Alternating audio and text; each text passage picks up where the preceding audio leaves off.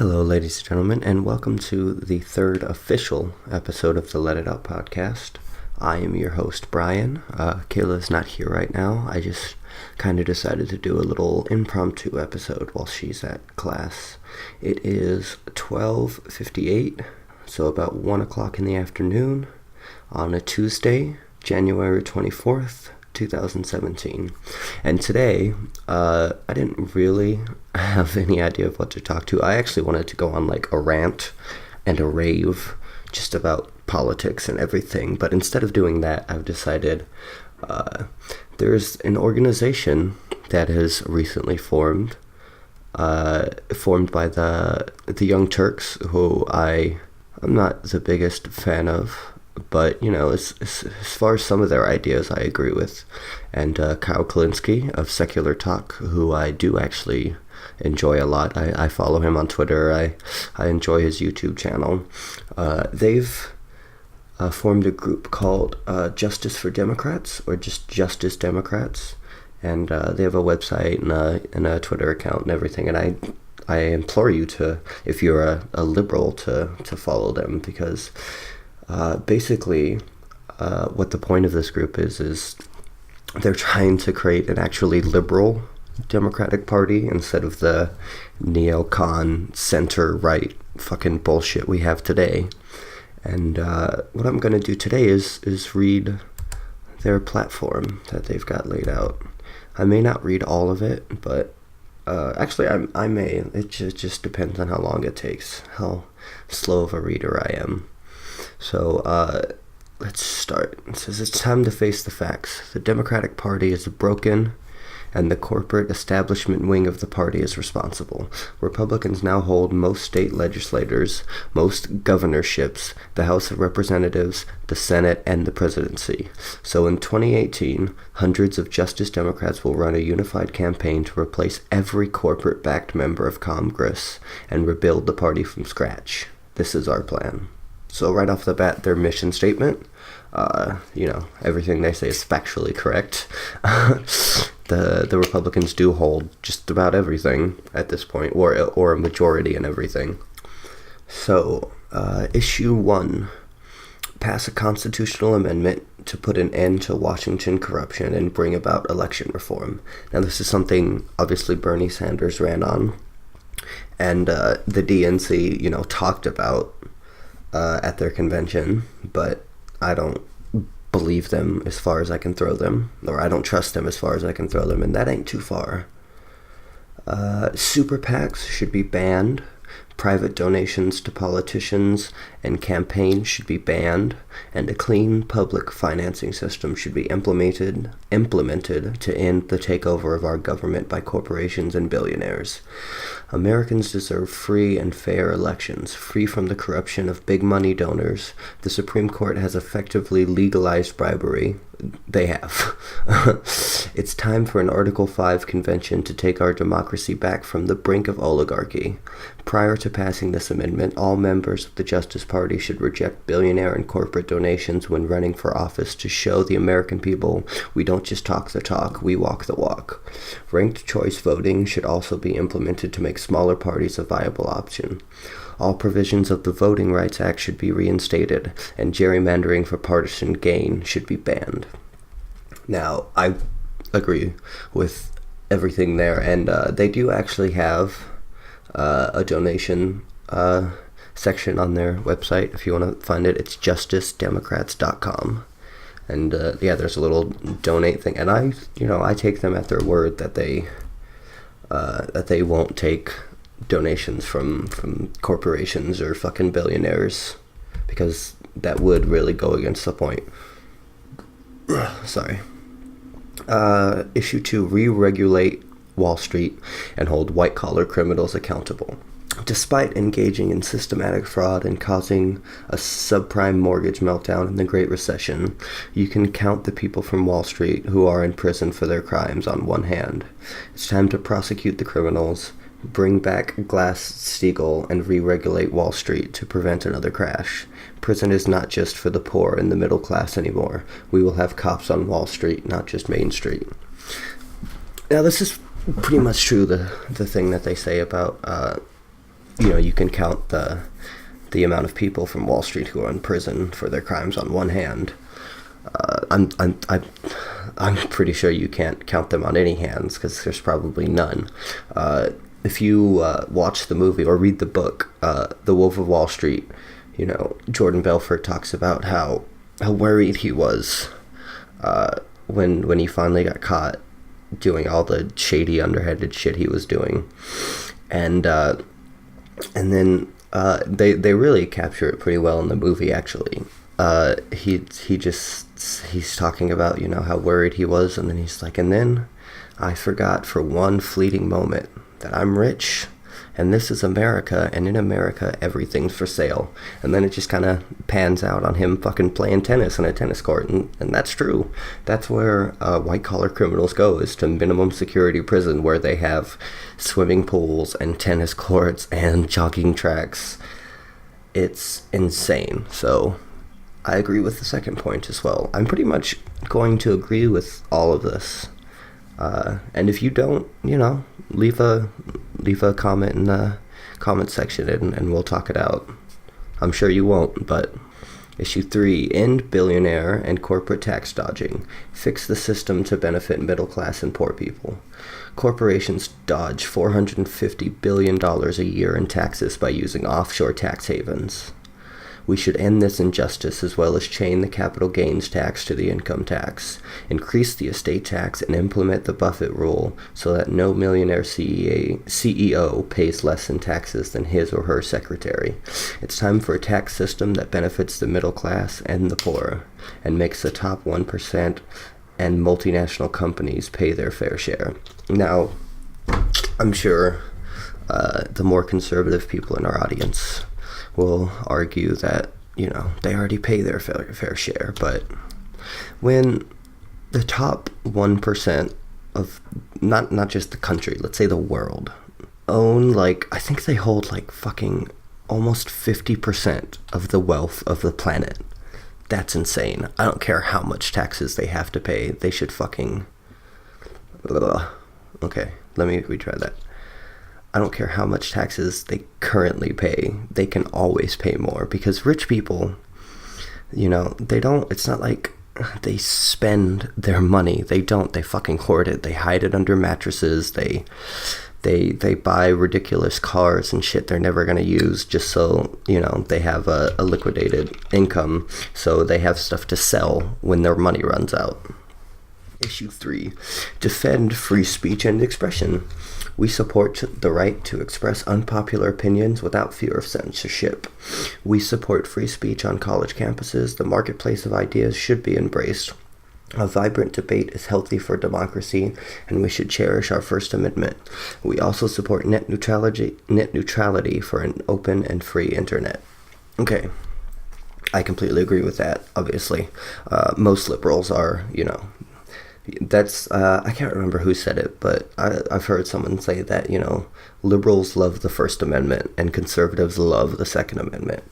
Now, I don't have a problem with the Second Amendment, but I am much more of a First Amendment advocate. Actually, story time, I recently was banned from Twitter, and subsequently ended up getting Kayla banned too, because I got into an argument with someone about free speech, and they blocked me. And I logged into Kayla's account basically to see what he was saying about me. And he called me a free speech extremist, as if it's extreme. It's an extreme position to want people to be able to speak their mind without fear of censorship or violence enacted against them. So I responded to him on Kayla's account. He blocked Kayla.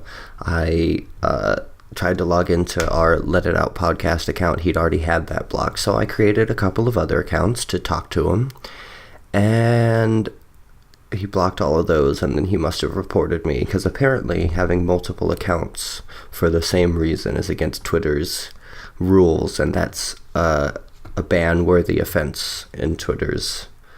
I'm not even gonna get into the whole Twitter thing. We're both banned from Twitter. It sucks.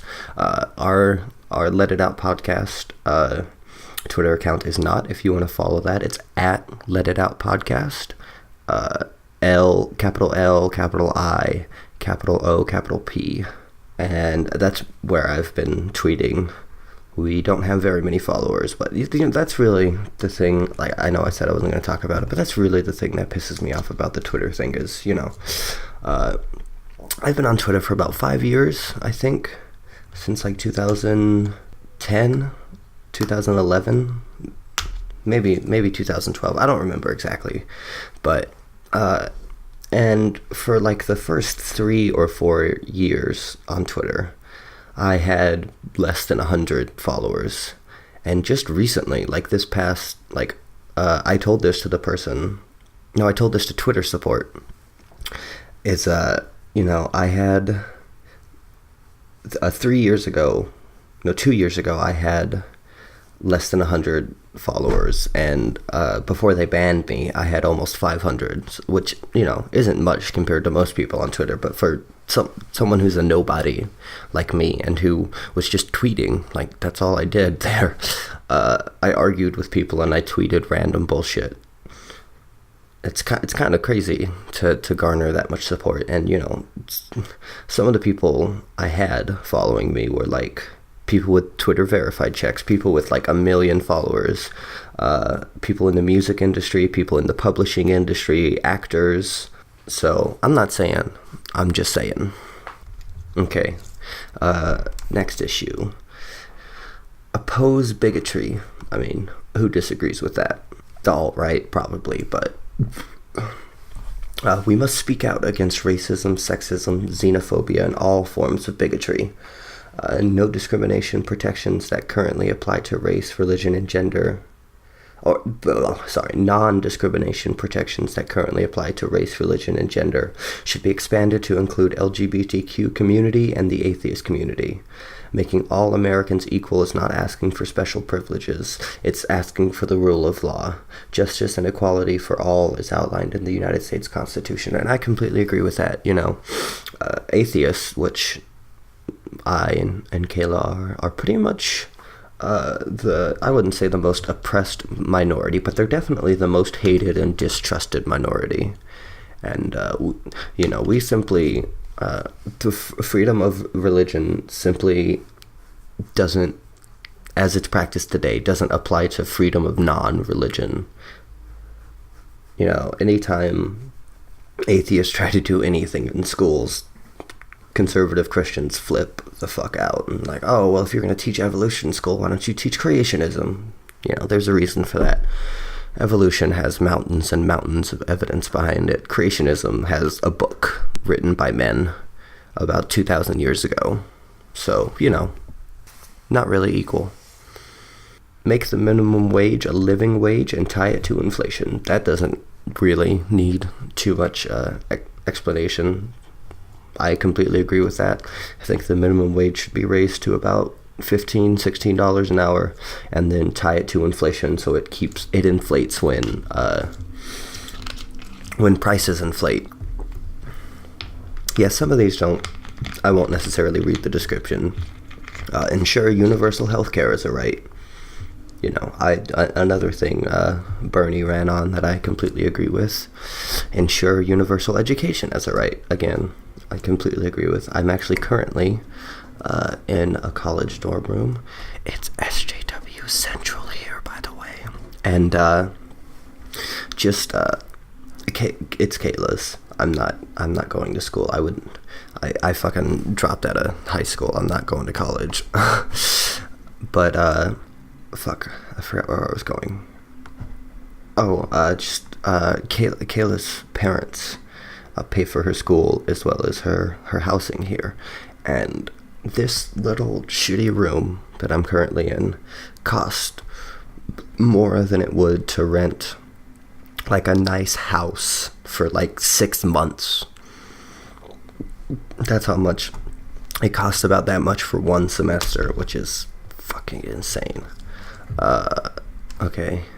End unnecessary wars and nation building. Again, it's got a big long description, but it doesn't really need explaining that our country, probably since 9/11 has been interested in going into places where there are religious theocracies and trying to insert democracy and kind of force democracy on them. These people don't want democracy. America shouldn't be concerned with fucking spreading democracy when we can't even get democracy to work on our own soil. In the failed war on drugs, which I agree with, that's one of my hardest libertarian-leaning positions is drugs. The goal is legalization, taxation, and regulation. Prohibition only makes drug cartels more powerful, which, is true. It's evident if you look at Mexico and their situation. Basically, the cartels run everything in Mexico. The cartel in Mexico will pay the police to, set off a perimeter to keep civilians away so they can murder people. And the police just do it, because otherwise the fucking cartels will find the policeman's family and kill them. What you put in your body is your own business and your right. A free society should allow individuals to make their own choices about their bodies. While most users are recreational and moderate, rehabilitation and treatment should be available for people struggling with addiction. Additionally, those serving time for nonviolent drug offenses should be pardoned, which I agree with, because, in certain places you can, especially if you have prior strikes on your record, you can get life for an ounce of weed, which is insane. That's fucking $270 for life. That's about how much an ounce costs on the street, in case you were wondering, for you non-weed smokers out there. Okay, next issue. Create the New Deal. Our infrastructure gets a grade D from the Society of Civil Engineers. Now, this is another reason why I think regulating and taxing drugs is a great idea. Or legalizing first, is because look at places like Colorado. That's what they did. They legalized, and then almost all of the money that they spend taxing it is reinvested into infrastructure, things like building roads and bridges and education. And I think Colorado has one of the better infrastructures. And now, don't quote me on that. I haven't looked into exactly, Colorado as compared to everywhere else. But I hear it's great there now. Anecdotal though that may be. The government should invest billions in rebuilding our crumbling roads, bridges, schools, levees, airports, etc. There's no reason why we can't have this world's #1 infrastructure. And that's exactly the truth. We spend more than the next 20 major countries on military, and most of that shit goes into research and development for shit we'll never use.